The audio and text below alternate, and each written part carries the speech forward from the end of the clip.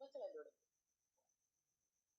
അവിടുന്ന് ബിഗ് സീറോയിലാണ് ഞാൻ നാട്ടിൽ വരുന്നത്. ബോഡി കാട്ടിക്കൊണ്ടത് ഹോസ്പിറ്റൽ ബില്ല് 18 ലക്ഷം രൂപ വന്നു 4-5 ദിവസത്തിൽ.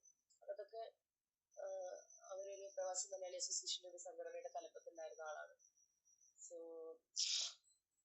അപ്പോ അവരുടെ സംഘടന തന്നെ ഫണ്ടൊക്കെ കളക്ട് ചെയ്തു, ബില്ലടച്ചു, ബോഡി നാട്ടിലെത്തിച്ചു. നേരത്തൊക്കെ അടക്കിയതിന് ശേഷം ഞാൻ ബാംഗ്ലൂർക്ക് വന്നു. അവിടെ മുന്നോട്ട് തുടങ്ങിയ തിങ്കളോ പോരാട്ടമാണ് ഇവിടെ ഇതുവരെ. ഒന്നും എനിക്ക് സേവിങ്സ് എന്ന് പറയാനൊന്നും ആക്കാൻ പറ്റിയിട്ടില്ല. ഞാൻ കുറെ കടങ്ങളുണ്ടായിരുന്നു, ഇങ്ങനെ സെറ്റാക്കി പോയി. ഇനിയിപ്പം എന്താ പറയാ, ഒരു വീട് വീണ്ടും സ്റ്റാർട്ട് ചെയ്യണം. വീടാണ് മെയിൻ.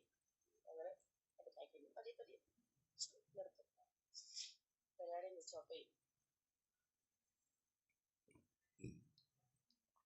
പിന്നെ എന്റെ 2 മക്കളല്ലേ സേവിങ്സ്, അവരില്ലേ നമുക്ക് ജീവിക്കാനുള്ള ധൈര്യം ഉണ്ടാവുള്ളൂ. മനസ്സിലായോ? അവരുള്ളപ്പോഴാണ് നമുക്ക് എന്താ പറയാ ഒരു ധൈര്യം. സോ ഇനി അവർക്ക് വേണ്ടി ജീവിക്കണം എന്നുള്ള ഒരു ധൈര്യം നമുക്ക് വരുന്നത്.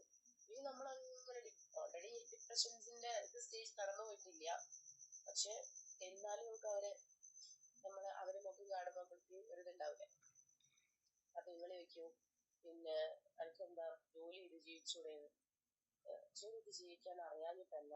അതായത് പിന്നെ എന്റെ മക്കളും ചെറിയ മക്കളാ. സോ നമ്മള് ജോലിക്ക് പോകാൻ വേണ്ടി നമ്മള് എത്ര നമ്മുടെ രക്ഷിതാക്കളായിക്കോട്ടെ, നമ്മൾ ആരടുത്തായിക്കോട്ടെ, എവിടെയും കൊണ്ടുപോയിട്ട്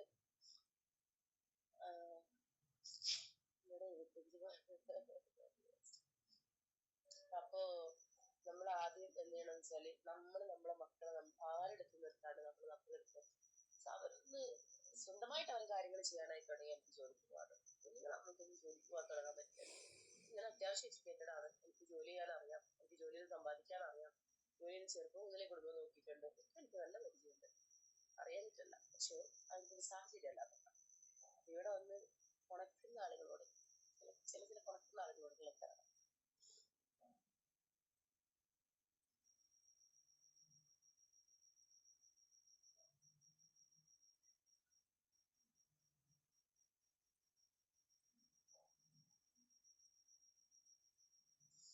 പിന്നല്ല അതാണ്.